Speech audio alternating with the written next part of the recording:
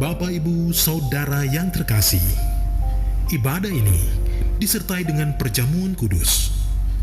Kami menghimbau Bapak Ibu untuk menyiapkan roti dan anggur atau biskuit dan sirup untuk perjamuan yang akan dipimpin oleh gembala kita yang terkasih, Pendeta Dr. Insinyur Niko Nyoto Raharjo. Sebelum kita memulai ibadah, mari bersama-sama kita berkatakan dengan iman Mazmur 91 sebagai doa kita.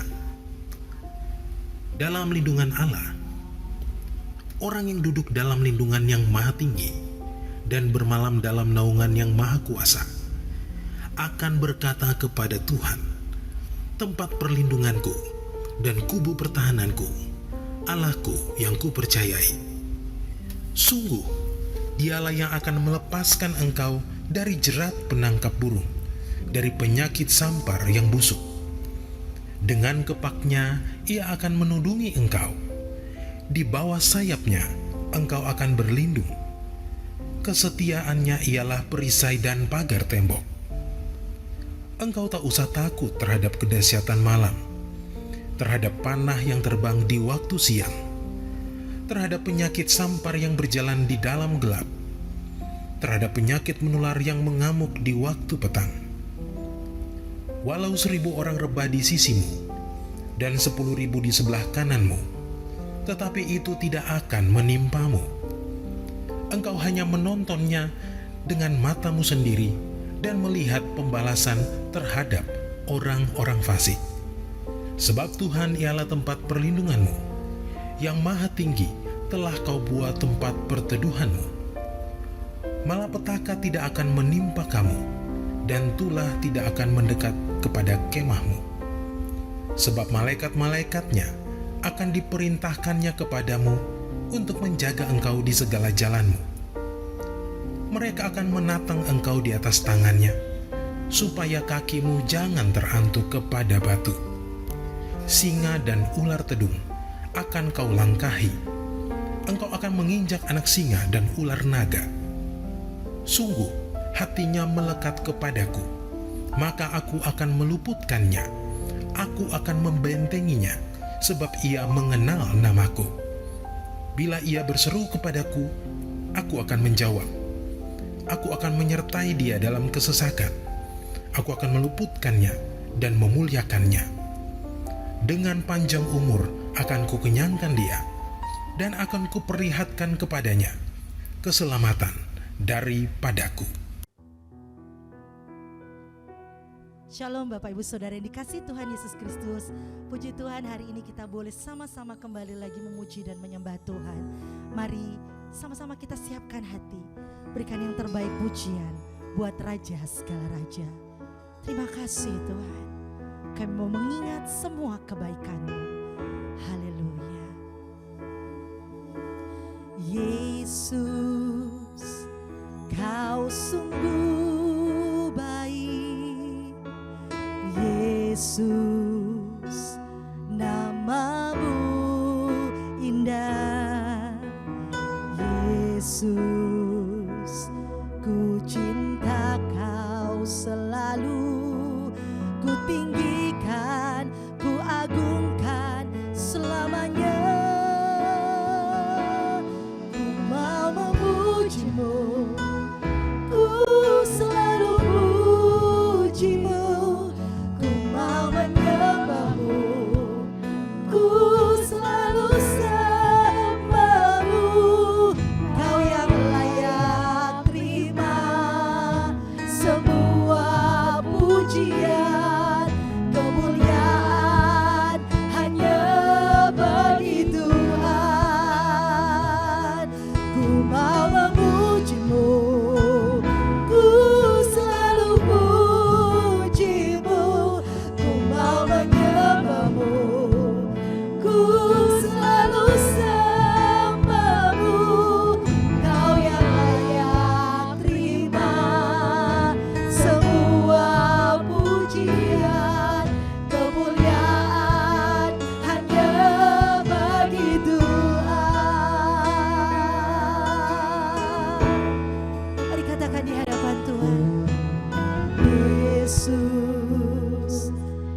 Kau sungguh baik, Yesus, namamu indah.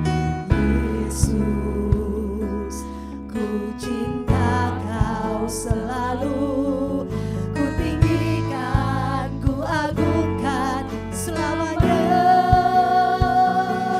Ku mau memujimu, ku selalu memujimu, ku mau menyembahmu, ku selalu menyembahmu. Kau yang layak terima semua pujian, kemuliaan hanya bagi Tuhan.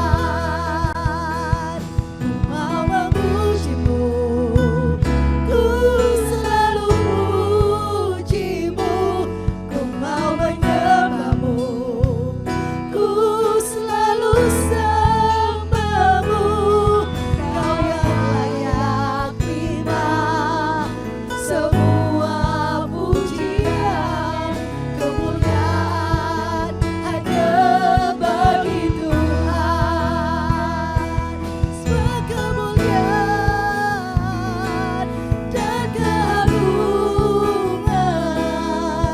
tertuju padamu, Tuhan dan Rajaku. Segenap jiwa dan nafasku menyembah Yesus yang hidup. Semua kemuliaan dan keagungan tertuju padamu, Tuhan dan Rajaku. Segenap jiwa dan nafasku menyembah Yesus yang hidup. Kami memujimu Tuhan, mau memujimu, ku selalu pujimu, ku mau menyembahmu, ku selalu sembahmu. Kau yang layak terima semua pujian, kemuliaan hanya bagi Tuhan. Kau yang layak terima semua pujian, kemuliaan hanya bagi Tuhan. Kau yang layak terima semua pujian, kemuliaan hanya bagi Tuhan. Kemuliaan bagimu ya Tuhan, di tempat tinggi ya Allah. Segala kemuliaan, segala pengagungan tertuju hanya padamu. Ora labasane ya labasa. Haleluya, haleluya. Kau layak terima pujian Allah. Tiada labanya sengaradamu, tiada labasanamu, tiada labasanamu, tiada Terima kasih buat kebaikan-Mu ya Tuhan.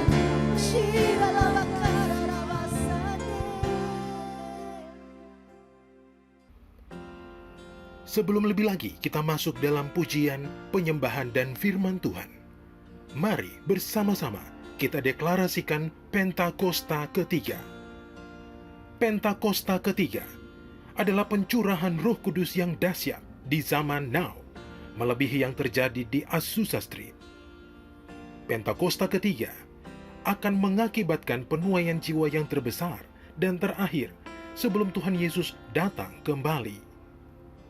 Pentakosta ketiga akan membangkitkan generasi Yeremia, yaitu anak-anak muda yang dipenuhi Roh Kudus, cinta mati-matian kepada Tuhan Yesus, tidak kompromi terhadap dosa, dan akan bergerak untuk memenangkan jiwa. Pentakosta ketiga lahir di Indonesia, yang bergerak ke bangsa-bangsa. Gerakan ini dari timur ke barat dan akan kembali ke Yerusalem. Pentakosta ketiga akan memberikan kuasa untuk menyelesaikan amanat agung, dan setelah itu Tuhan Yesus datang kembali. God, you're so good.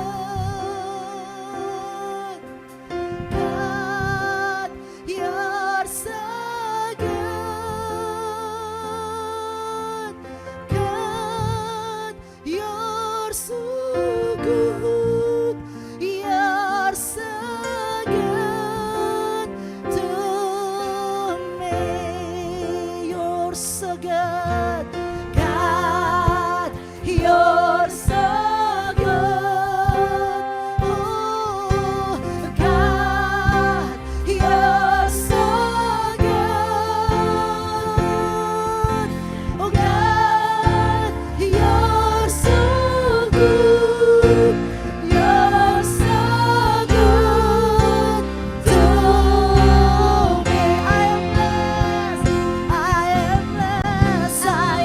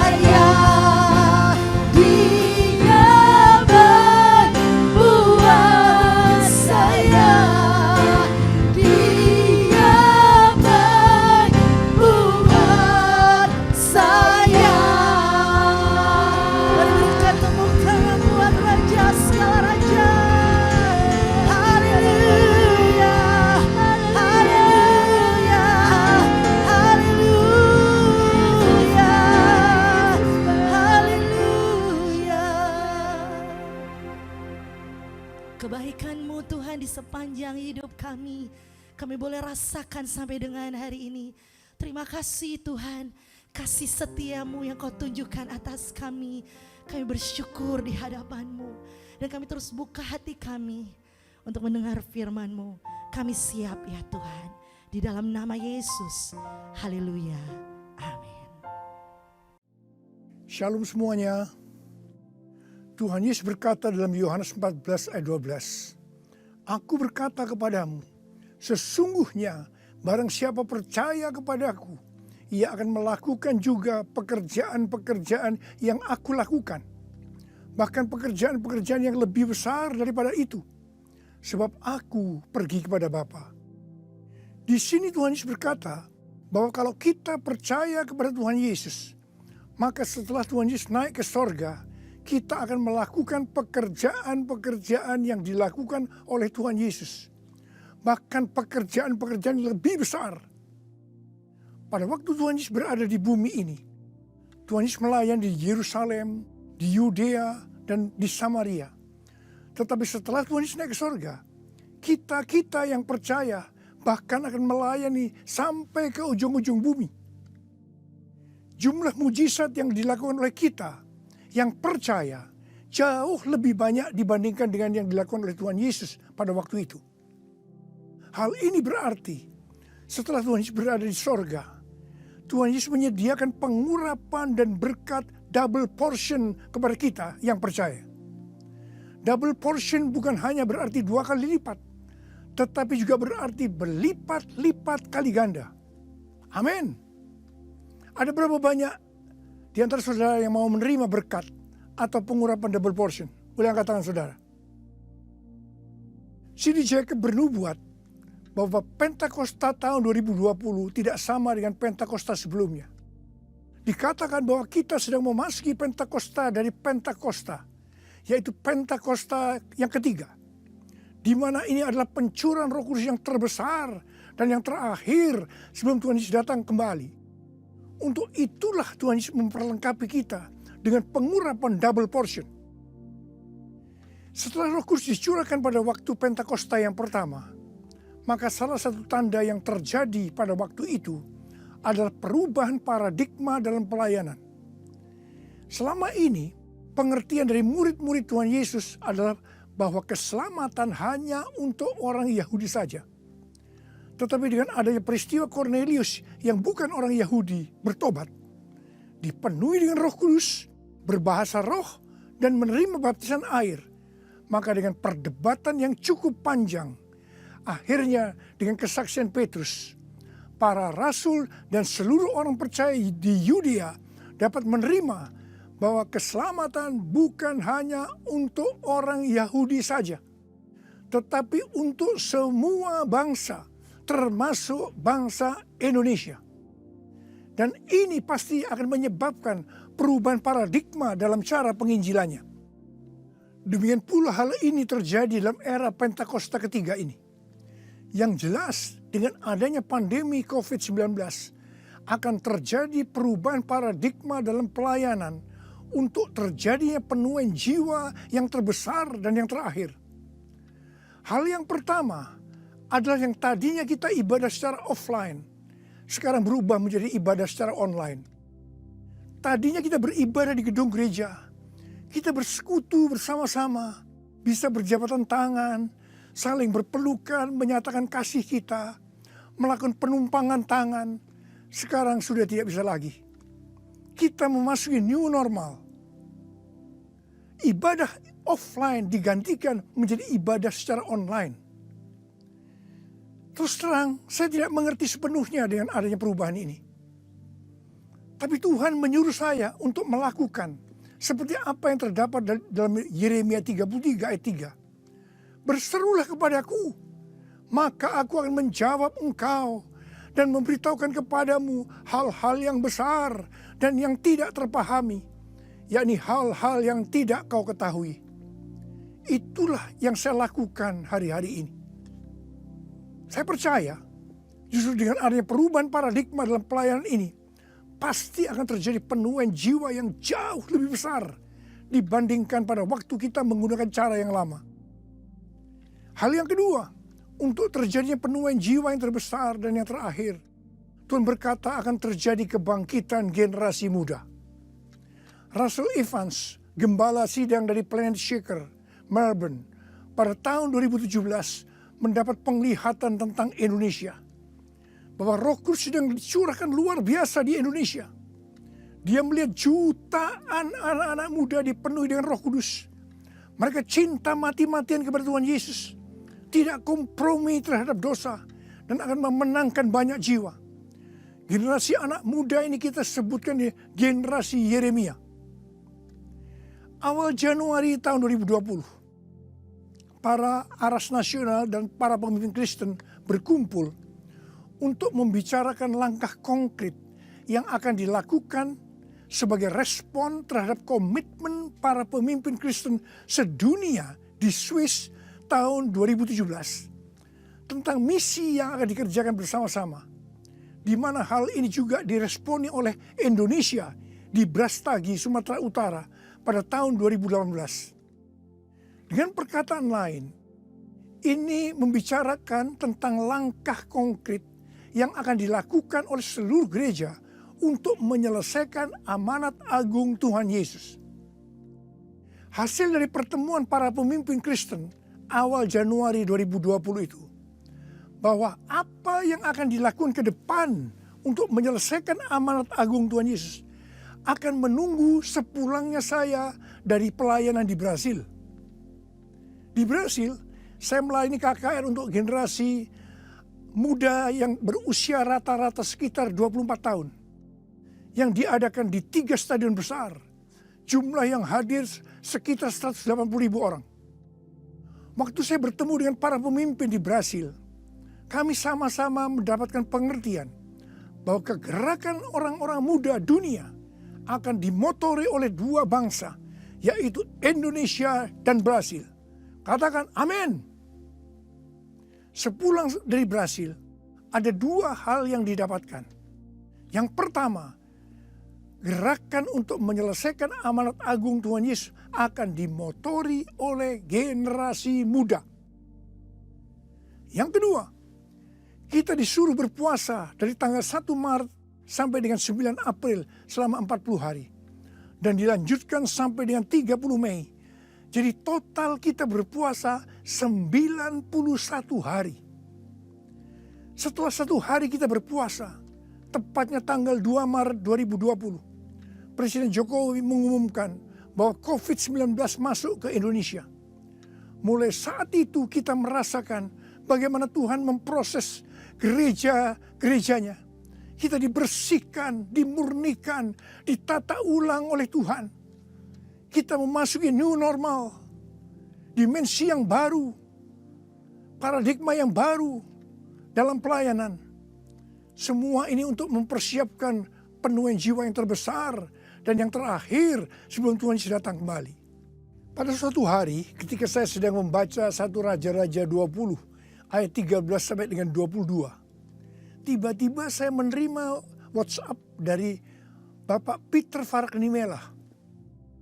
Saya diminta untuk membagikan apa yang ada di dalam hati saya untuk generasi Yeremia pada acara live streaming Generasiku Bangkit yang kedua dengan tema Finishing a Great Commission pada tanggal 26 Juni 2020. Terus terang saya kaget, surprise.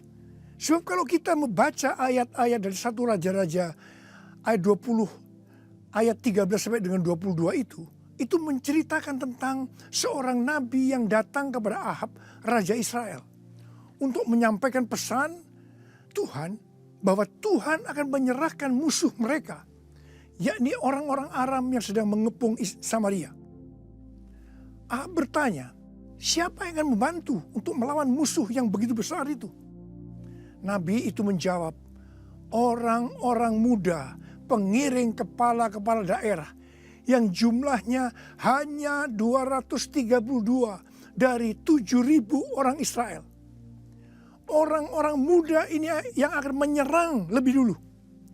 Orang-orang muda yang jumlahnya 232 ini, yang diikuti oleh para prajurit, menghancurkan orang-orang Aram. Pada saat itu Tuhan berbicara kepada saya bahwa untuk ke depan ini generasi Yeremia yang harus memimpin peperangan rohani untuk penuaian jiwa yang terbesar dan yang terakhir. Ini merupakan suatu paradigma baru dalam pelayanan. Tuhan, ini aku, jadikanlah ku alatmu untuk memberitakan Injilmu. Tuhan, ini aku, jadikanlah ku hamba-Mu untuk melakukan firman-Mu. Penuhi hidupku dengan Roh-Mu, agar ku jadi saksi-Mu. Pakailah hidupku dan urapilah untuk kemuliaan nama-Mu. Untuk kemuliaan nama-Mu. Untuk kemuliaan nama-Mu. Menteri Agama memberikan pengarahan dalam pembukaan kembali ibadah secara offline bahwa anak-anak, lansia, dan orang yang memiliki penyakit bawaan yang berisiko tinggi terhadap COVID-19 dilarang beribadah di gereja. Saya percaya ini bukan suatu kebetulan, tetapi Tuhan sedang berbicara harus ada pergantian generasi. Tuhan seolah-olah memaksa agar generasi lansia mendelegasikan atau menyerahkan tugas mereka kepada generasi muda. Ini merupakan perubahan paradigma dalam pelayanan. Elisa adalah nabi muda yang mewakili generasi muda yang akan dipakai Tuhan untuk tugas yang lebih besar. Pada waktu itu Elia disuruh oleh Tuhan mengurapi Elisa untuk menjadi nabi menggantikan dia. Pertama, Elia melemparkan jubahnya kepada Elisa. Ini berbicara tentang memberikan otoritas menjadi seorang nabi. Yang kedua, Elisa menjadi pelayan Elia. Elia juga menjadi bapak rohani yang mementor Elisa. Elisa sangat setia kepada nabi atasannya, sehingga Elisa dikenal sebagai yang dahulu melayani Elia. Yang ketiga, Elisa terus mengikuti Elia kemanapun dia pergi. Elia ke Gilgal, Betel, Yericho, Sungai Yordan. Elisa terus mengikuti meskipun dilarang oleh Elia. Waktu menyeberang Sungai Yordan, Elia berkata kepada Elisa, "Mintalah apa yang hendak kulakukan kepadamu sebelum aku terangkat daripadamu." Jawab Elisa, "Biar aku mendapat 2 bagian dari rohmu." Elia berkata, "Yang kau minta ini adalah sukar. Tetapi jika engkau dapat melihat aku terangkat daripadamu, akan terjadilah kepadamu seperti yang demikian. Dan jika tidak, tidak akan terjadi." Ternyata Tuhan mengabulkan permintaan Elisa. Dia melihat waktu Elia diangkat. Elisa mendapat 2 bagian dari roh Elia, double portion. Arti daripada 2 bagian roh Elia atau double portion adalah, yang pertama, Elisa sebagai anak rohani yang sulung dari Elia menerima warisan 2 kali lebih banyak dibandingkan dari anak-anak rohani lainnya. Elisa mohon kepada ayah rohaninya untuk memberikan wibawa seorang nabi yang lebih besar kepadanya, supaya Elisa bisa melanjutkan pelayanan Elia. Yang kedua, dalam hal mujizat, Elia melakukan mujizat sebanyak 7 kali, sedangkan Elisa melakukan 14 kali, di mana 1 kali setelah Elisa meninggal, tulang-tulangnya bisa membangkitkan orang yang mati. peranan Elisa sebagai nabi terhadap raja-raja Israel lebih banyak dibandingkan Elia. Elia sebagai nabi pada zaman Raja Ahab saja. Sedangkan Elisa sebagai nabi dalam zaman Raja Yoram, Yehu, Yoahas, Yoas. Jadi, untuk mendapatkan pengurapan atau berkat double portion, Elisa melakukan hal-hal sebagai berikut. Yang pertama, Elisa menerima jubah Elia, yang artinya mendapatkan otoritas untuk pelayanannya sebagai nabi. Yang kedua, Elisa setia kepada bapak rohaninya. Yang ketiga, Elisa pergi ke Gilgal. Gilgal adalah tempat di seberang sungai Yordan, di mana laki-laki yang belum disunat, mereka disunat di sini. Disunat berbicara tentang lepas dari keinginan daging dan hidup dipimpin oleh Roh Kudus.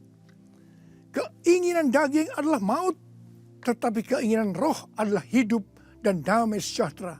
Roma 8 ayat 6. Sebab jika kamu hidup menurut daging, kamu akan mati. Tetapi jika oleh roh kamu mematikan perbuatan-perbuatan tubuhmu, kamu akan hidup. Roma 8 ayat 13. Yang keempat, Elisa pergi ke Betel. Betel adalah tempat perjumpaan Yakub dengan Tuhan secara pribadi. Kita harus menjaga agar setiap waktu hidup kita senantiasa dipenuhi oleh hadirat-Nya, sehingga kita selalu mengalami perjumpaan dengan Tuhan secara pribadi. Yang kelima, Elisa pergi ke Yeriho. Yeriho adalah kota pertama di tanah perjanjian yang diberikan oleh Tuhan kepada bangsa Israel untuk direbut. Tembok Yeriho roboh setelah sangkakala ditiup dan orang Israel bersorak-sorai. Ini berbicara tentang kuasa dari pujian dan penyembahan. Tuhan menciptakan manusia agar manusia memuji dan menyembah Tuhan. Dalam masa pandemi COVID-19 ini, kita harus banyak memuji dan menyembah Tuhan. Meskipun ini tidak mudah, karena kita melihat keadaan-keadaan yang terjadi saat ini. Kita harus melakukan seperti apa yang Daud lakukan dalam Mazmur 103 ayat 1 dan 2. Di mana Daud berkata, "Pujilah Tuhan, hai jiwaku. Pujilah namanya yang kudus, hai segenap batinku. Pujilah Tuhan, hai jiwaku. Dan janganlah lupakan segala kebaikannya." Memang kita kadang-kadang harus memaksa jiwa kita untuk memuji Tuhan dengan selalu mengingat kebaikan Tuhan. Mungkin ada di antara saudara yang mengalami ketakutan, kebingungan, depresi, terdampak krisis ekonomi, sakit karena COVID-19. Mari kita selalu mengingat kebaikan Tuhan. Saya mau katakan sesuatu kepada saudara. Apapun yang terjadi dalam hidup saudara, apapun yang masalah saudara hadapi, saudara harus tahu satu hal, bahwa Tuhan Yesus itu baik. Dia sangat-sangat mengasihi saudara. Mengucap syukurlah dalam segala hal, enak maupun tidak enak. Sebab inilah yang dikehendaki Allah dalam Kristus Yesus bagi kita.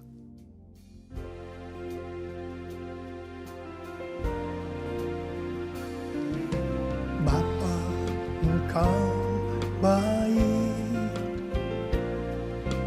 Bapa, Engkau baik. Kau selalu baik kepadaku. Apa ku cinta Kau. Aku memujimu. Aku menyembahmu. Ku nyanyi haleluya.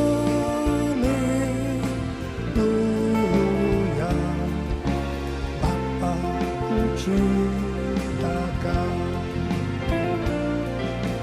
Bapa ku cinta Kau.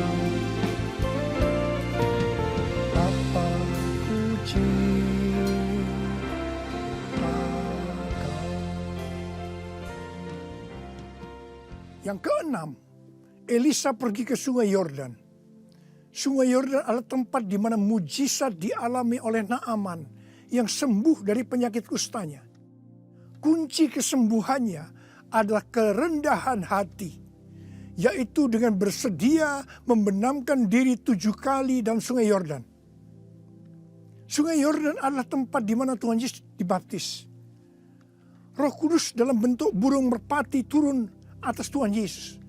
Terdengar suara dari sorga, "Inilah anakku yang kukasihi, kepadanya lah aku berkenan." Sungai Yordan adalah tempat di mana kemuliaan Tuhan dinyatakan. Sungai Yordan menjadi kering ketika kaki para imam yang mengangkat tabut Allah masuk ke dalam air. Kemuliaan Tuhan ini terjadi karena mereka percaya dan melakukan kehendak Tuhan meskipun tidak masuk akal. Sekali lagi, saya mau bertanya kepada saudara, ada berapa banyak yang mau menerima pengurapan dan berkat double portion? Angkat tangan saudara. Ada 8 hal yang harus kita lakukan kalau mau mendapatkan pengurapan atau berkat double portion. Yang pertama, menerima tugas yang diberikan oleh Tuhan dengan sukacita. Yang kedua, setia kepada atasan kita, pembimbing rohani kita, bapak rohani kita.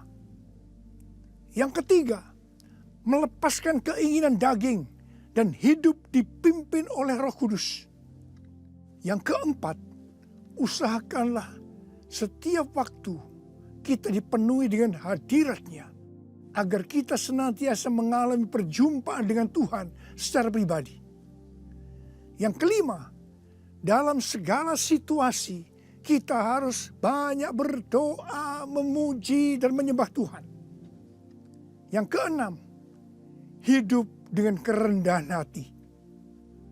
Yang ketujuh, hidup menjadi orang yang dikasihi dan berkenan kepada Tuhan. Yang kedelapan, percaya akan segala perintah Tuhan meskipun tidak masuk akal. Saya mau berdoa agar saudara mendapatkan pengurapan dan berkat double portion. Mari angkat tangan saudara dan nyanyikan nyanyian ini bersama saya.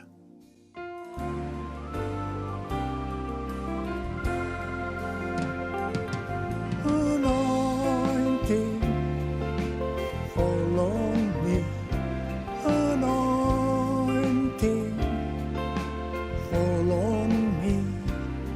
Let the power of the Holy Spirit fall on me. Anointing, fall on me. Anointing, fall on me. Anointing, fall on me. Let the power of the Holy Spirit fall on me. Anointing, fall on me. Anointing, fall on me. Anointing, fall on me. Angkat tangan saudara. Angkat tangan saudara. Mari kita angkat tangan saudara. Urala bala bala bala bala bala bala. Urala bala bala. Uria berbahasa roh. Berbahasa roh. Urala bala bala bala bala bala. Uria la la bala bala bala bala bala bala bala. Ora bala bala. Tuhan curahkan pengurapan. Pengurapan double portion. Pengurapan double portion. Berkat double portion. Terima, terima, terima, terima, terima, terima. Urala basikala la bala. Terima, terima, terima. Uria la la bala bala bala bala bala bala bala bala bala. Pakai anak-anakmu Tuhan menjadi alatmu Tuhan. Dengan pengurapan double portion, mereka akan melakukan, menyelesaikan amanat agung Tuhan Yesus. Terima, terima, terima. Urala bala bala bala. Oh, berkati anak-anak, berkati mereka semua Tuhan. Kau menyembuhkan yang sakit. Terima, terima kesembuhan, terima kesembuhan, terima, terima, terima, terima. Diberkati oleh Tuhan. Terima kasih, terima kasih Tuhan. Terima kasih, terima kasih. Dalam nama Yesus. Amin. Mari saudara-saudara, kita akan masuk dalam perjamuan kudus.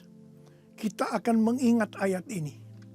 Sebab setiap kali kamu makan roti ini dan minum cawan ini, kamu memberitakan kematian Tuhan sampai Ia datang. Perjamuan kudus adalah perjamuan Tuhan Yesus sendiri. Setiap kali kita masuk dalam perjamuan kudus, Tuhan Yesus selalu berkata, biarlah ini menjadi peringatan akan aku. Karena itu mari arahkan hati saudara kepada kebaikan Tuhan. Kita akan mengingat kebaikan Tuhan. Mari kita tundukkan kepala. Tuhan, siapakah kami sebelum kami mengenal Engkau? Kami semua orang berdosa. Upah dosa adalah maut, mati. Tapi Engkau yang tidak berdosa telah dijadikan dosa oleh karena kami semua. Engkau harus turun dari sorga mulia, menjelma menjadi manusia. Mati ganti kami dengan penderitaan yang luar biasa. Sungguh kalau kami pikirkan Tuhan betapa baiknya Engkau itu. Kau jadikan kami sebagai anak-anak-Mu. Engkau berkati, Engkau tuntun, Engkau bela, Engkau lindungi, Engkau tegur kalau kami salah. Engkau mengurapi kami, Engkau sembuhkan kami ya Tuhan. Itu Engkau ya Aba. Itu Engkau ya Aba. Tuhan akan memberkati saudara melalui perjamuan kudus. Tapi Tuhan mau kita makan dan minum dengan cara yang benar. Oleh karena itu masing-masing introspeksi. Sudah masing-masing berdoa. Lihat keadaan dirimu masing-masing. Jangan menyimpan dosa. Kalau ada dosa yang selama ini belum diselesaikan dengan Tuhan. Dan Tuhan ingatkan saat ini. Langsung minta ampun. Minta ampun. Minta ampun. Ampuni saya Tuhan. Ampuni Tuhan. Ampuni ya Tuhan. Tuhan ampuni anak-anak-Mu. Ampuni mereka ya Tuhan. Ampuni. Layakkan kami untuk masuk dalam perjamuan kudus. Terima kasih Bapa. Kami akan masuk dalam perjamuan kudus dengan hati yang penuh ucapan syukur. Dalam nama Yesus yang berdoa. Amin. Sekarang mari angkat roti di tangan kanan saudara tinggi-tinggi.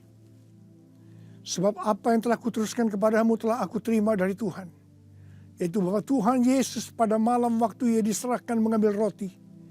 Dan sesudah itu Ia mengucap syukur atasnya. Dia memecah-mecahkannya dan berkata, inilah tubuhku yang diserahkan bagi kamu. Perbuatlah ini menjadi peringatan akan aku. Sudah dikasih Tuhan. Bukankah roti yang kita pecah-pecahkan ini adalah persekutuan kita dengan tubuh Kristus?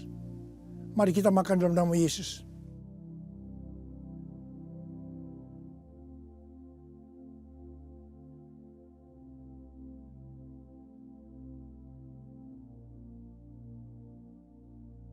Sekarang angkat cawan di tangan kanan saudara tinggi-tinggi. Demikian juga Ia mengambil cawan sesudah makan lalu berkata, cawan ini adalah perjanjian baru yang dibenterkan oleh darahku. Perbuatlah ini setiap kali kamu meminumnya menjadi peringatan akan aku. Sudah kasih Tuhan, bukankah cawan pengucapan syukur yang atasnya kita ucapkan syukur adalah persekutuan kita dengan darah Yesus? Mari kita minum dalam nama Yesus.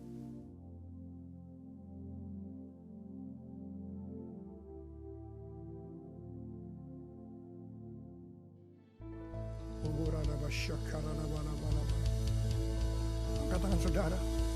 Mari ucapkan syukur dengan suara. Jangan diam. Terima kasih ya Tuhan. Kami bersyukur ya Tuhan. Kami bersyukur ya Tuhan. Terima kasih ya Tuhan. Terima kasih. Terima kasih ya Tuhan. Terima kasih buat kebaikan Tuhan. Terima kasih buat kebaikan Tuhan. Terima kasih ya Tuhan. Terima kasih. Terima kasih. Terima kasih. Terima kasih ya Tuhan. Terima kasih.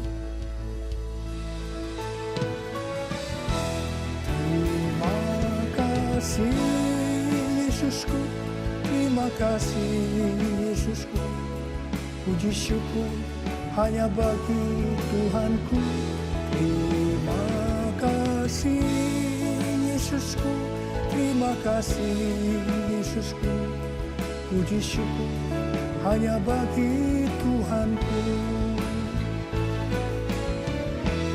Terima kasih Yesusku, terima kasih Yesusku. Puji syukur hanya bagi Tuhanku. Terima kasih Yesusku, terima kasih Yesusku. Puji syukur hanya bagi Tuhanku. Puji syukur hanya bagi Tuhanku. Puji syukur hanya bagi Tuhanku.